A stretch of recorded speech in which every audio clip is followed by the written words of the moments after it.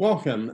What I want to do today is share my research that actually I'm going to be sharing a little later today at the Shia Islam conference in London. Now, I won't be traveling to London given the COVID situation, and this year they're hosting the conference online. So I'll actually be doing my talk from my hometown. So, but I wanted to give a chance to share sort of the research that I've done and I'm presenting for the conference. So let me share my slide here, and I will get started. All right, very good. The title of my talk is Gender Justice in Islam, an evaluation of Ziba Mir-Hosseini's religious epistemology by examining her interpretation of Quran 434. Now, the religious narrative that Mir-Hosseini is reacting against is one of political Islam.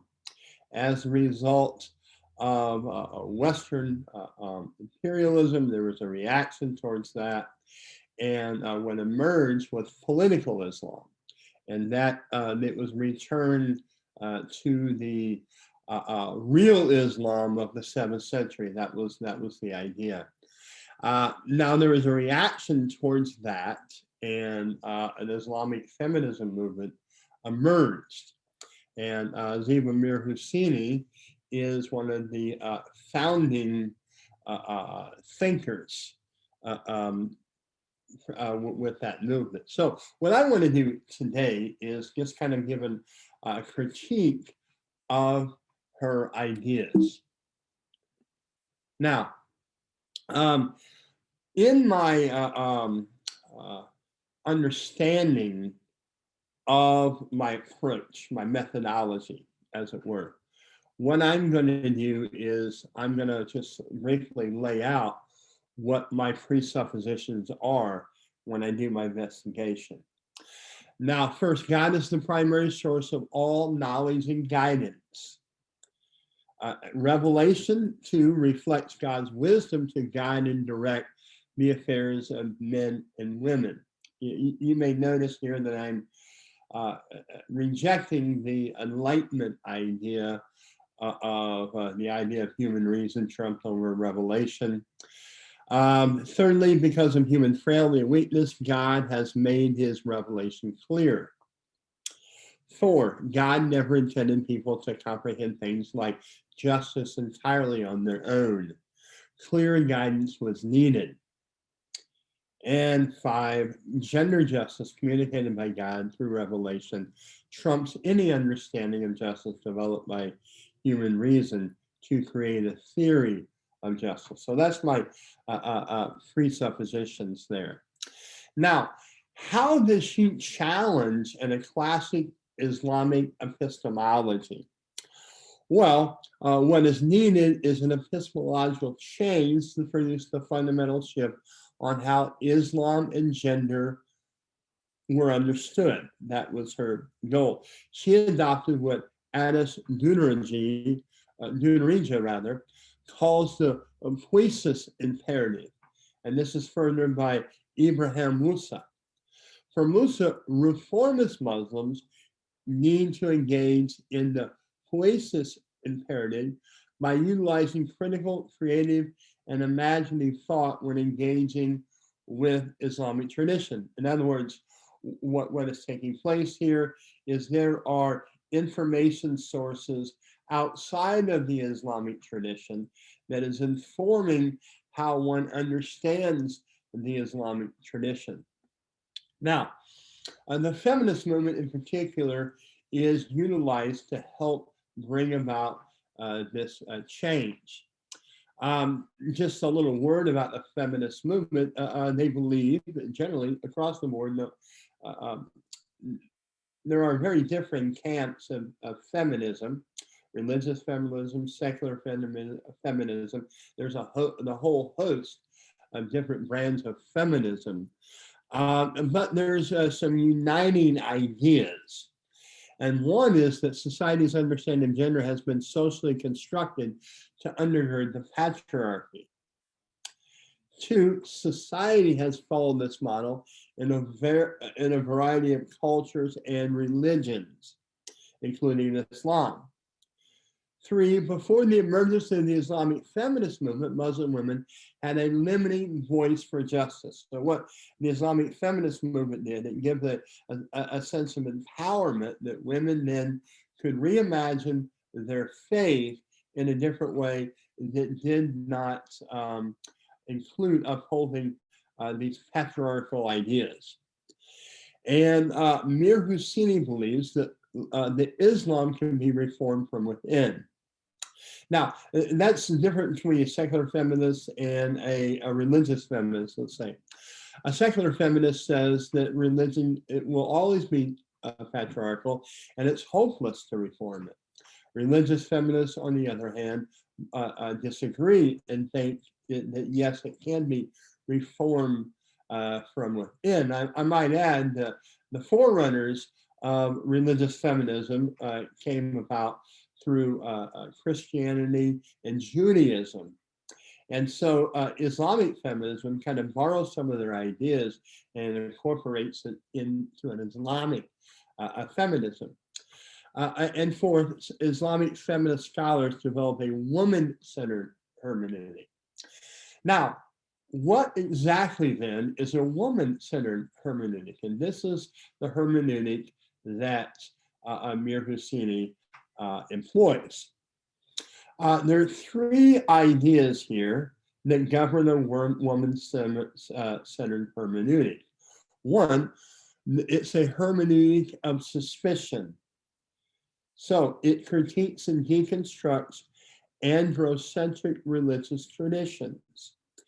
Anything that doesn't align with an egalitarian idea, that is treated with suspicion and then deconstructed or problematized in order to bring about an egalitarian end. Two, hermeneutical retrieval. And so once this is done, there's a retrieval of the lost history of women. And I think this is a legitimate quest, by the way, in terms of the hermeneutic of retrieval, because there have been women's voices and influence that have been sort of edited out of religious history. And thirdly, there's the hermeneutic of reconstruction. And this recreates and reformulates not only the basic theological categories, but also academic framework and the epistemology involved. So it begins to reimagine the faith. And this all comes from Addis Deuteregia. Well, now it also not only borrows from the feminist movement, but also borrows from the human rights movement. And the question is this: does human rights understanding justice cohere with an Islamic understanding of justice? Now, what exactly is a human rights understanding of justice? It's centered on the idea that human rights understanding adheres to the premise of justice as fairness. However, does fairness always measure up to God's standard of justice? And that leads me to conclude this: if fairness or equality is simply the all-encompassing standard that defines justice, what happens when one compromises other standards of God's moral law to pursue fairness and justice? Are those ideas communicated in God's moral law, edited out, so a justice and as fairness idea can be furthered? Now, the third area in which Mir-Hosseini draws upon to undergird her ideas is the male scholars and their hermeneutics. Now, I'm going to list basically 5 of the male scholars she draws upon. The first one is Abdul Karim Surish, and he was a pillar in the Iranian a scholar reacting to the Iranian Revolution. And that was the place where Mir-Hosseini was involved. She was actually for the Iranian Revolution. However, when the Iranian Revolution took began to be advanced and embraced and implemented, she saw the error of their ways. And so she needed an intellectual answer. And so Abdul Karim Surish provided that. And he came up with the idea of religion and religious knowledge. Religion is Islam. Religious knowledge is something that is humanly constructed. And so that you can reconstruct religious knowledge in order to make it palatable for the contemporary age. Now, Al-Tahir al-Haddad, now he was about a century before, or not quite a century before Surish, but that was the person that really impacted Mir-Hosseini. Now, what he did, he was revolutionary in his idea, and he was a forerunner of a feminist ideas of looking at the religion. And what he come up with, he called it the principle of gradualism. Now, the principle of gradualism says that the Quran and Muhammad began the implementation of the eradication of patriarchy and bring about equality, but it didn't take full root. And the plan was to gradually implement these equality ideas. Fazlur Rahman came with a double movement hermeneutic. And basically what you do is you examine the text and what that principle was advocating, but that principle, whatever the text is advocating, was meant for that time. So what you do then, you draw a general principle out of that text and apply it to a contemporary setting. Nasser Abu Zaid, the purpose of the text may change over a period of time because the social cultural context changes. Again, Muhammad Khalid Massoud differentiates between traditional Islam and what he calls it Islam in itself. Now, the overarching theme of all of these ideas is an attempt through hermeneutics to make the Islamic faith sort of be adjusted to the modern age. Now, what is the lens by which Mir-Hosseini's analysis takes place? Well, one, she assumes a particular view of equality and justice. That assumption is a priori before the investigation. Two, if any teaching that is not in concert with this view should be treated with suspicion. Three, then is to be deconstructed and then reconstructed with a contemporary understanding of justice. And four, I ask this question: does the hermeneutical method let the text speak, or does the reader create the desired meaning based upon an a priori assumption of a contemporary view of justice? Now, Mir-Hosseini's alternative analysis, and these are the four areas in which she brings a different understanding. One, her understanding of fiqh. Two, her understanding of justice. Three, her understanding of the text. And four, her understanding specifically of Quran 434, which she sees is the main scripture where the inequality or the patriarchy is foundational. Now, what about her understanding of Quran 434? Okay. Now, what I want to look at is three different areas here in which to examine her thoughts. Now, when I examine these ideas, these aren't all her thoughts. This is actually some of the ideas that come out of the book that she has edited with a couple other scholars. Nonetheless, these ideas are echoed throughout her work. And so what I'm going to do, I'm going to look at each one of these individually by explaining what the argument is and my response to that argument. First, there's Quiwama as an exegetical construct. And what that means, Quiwama is a problematic word here, and it's the and how it's understood. It's in the Quran, but how it's understood.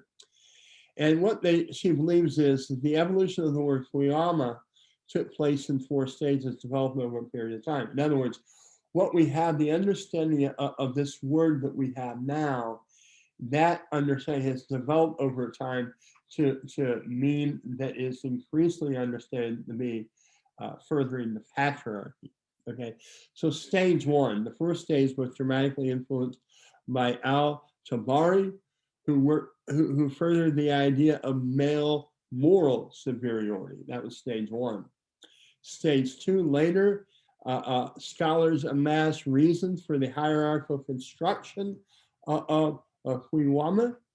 Stage three, this stage in the development was significantly influenced by Ibn Kathir, who utilized Abu Bakr's hadith about women in leadership, that women should not be leaders. Okay. Then stage four, the stage added the element of domesticity and the justification of biological essentialism through the notion of women's fitness. Okay, basically here it is the biological essentialism means that women weren't sort of hardwired for leadership, and that was done. That should be done by men. Now, my response to this, there is evidence of a patriarchal narrative within the Quran. In other words, it's the assumption here that the patriarchal ideas are developed after the Quran was written. Okay, and my contention is these patriarchal ideas are rooted within the Quran, though I think that the ideas of patriarchy are much more pronounced in the tafsir and the hadith. Now, Aisha Hidayatullah believes that feminists superimpose equality onto the text. And so development of much stronger patriarchal beliefs over the centuries doesn't prove her egalitarian point.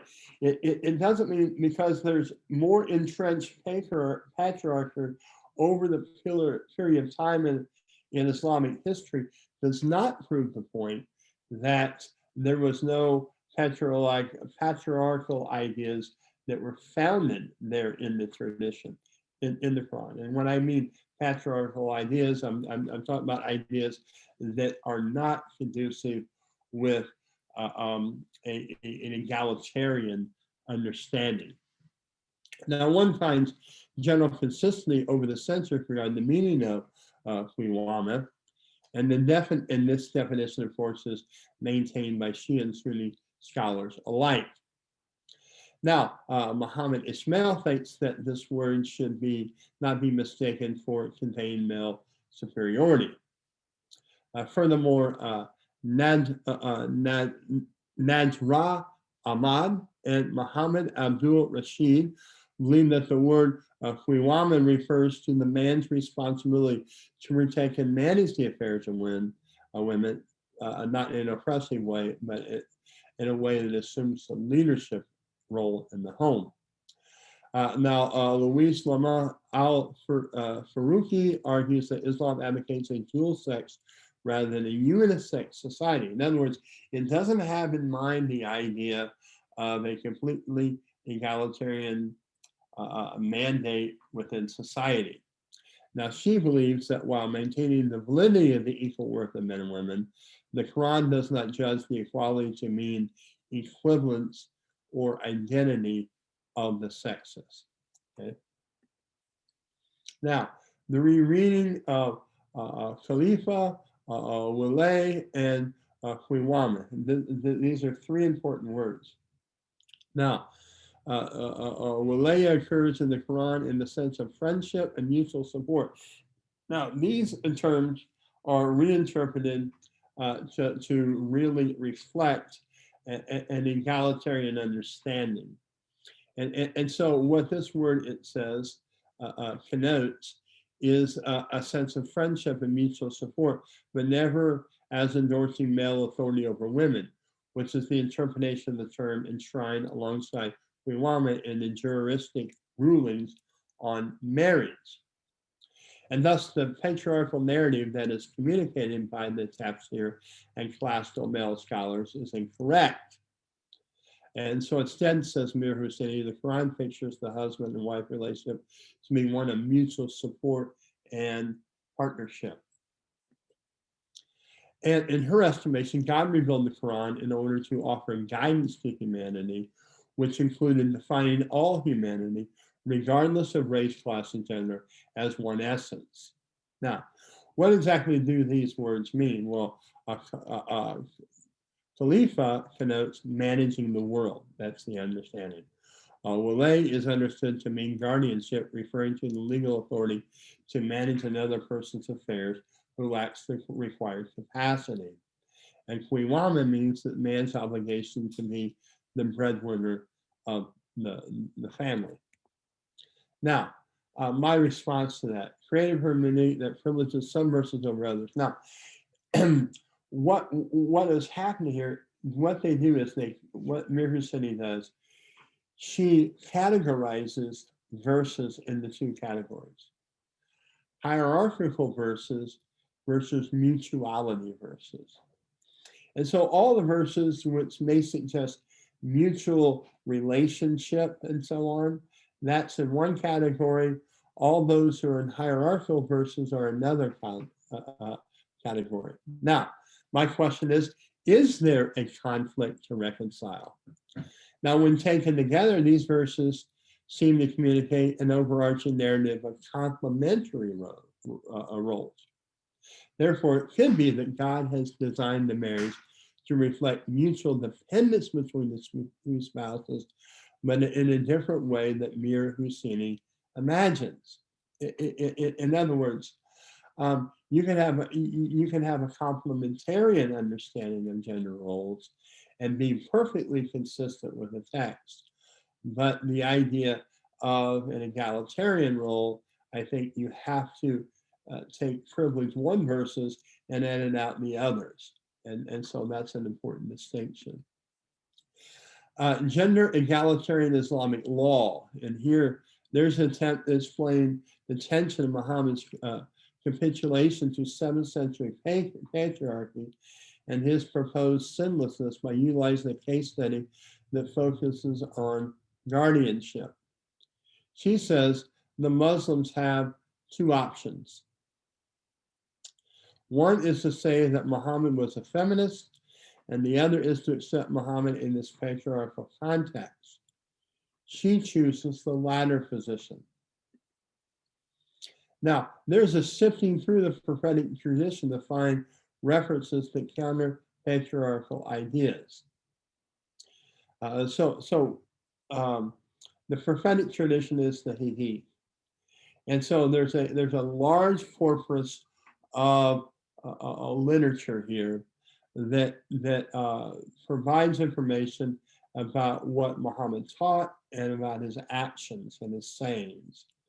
And so what scholars do is they sift through this prophetic tradition to unearth principles that help guide the Islamic life or the Muslim life.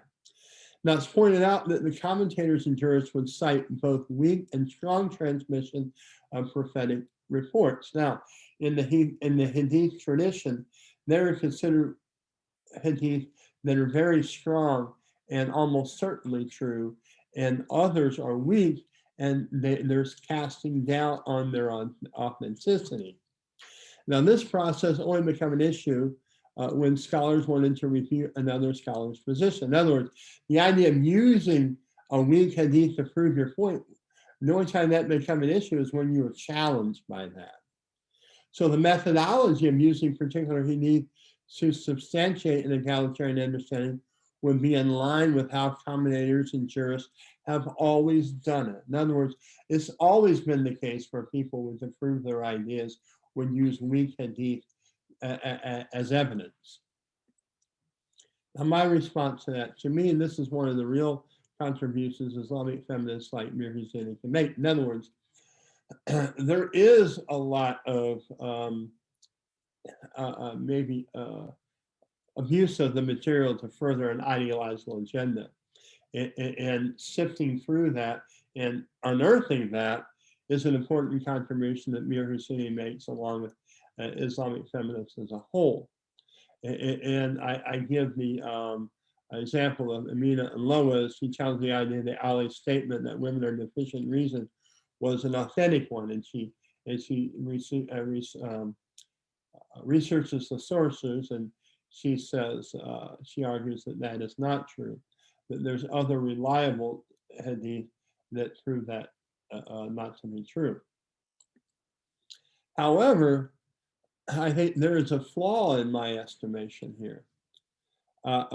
This flaw by Mir-Hosseini points to an epistemological crisis that that her belief presents to Islam, because the epistemological mission is to reimagine the faith to fit the feminist presuppositions.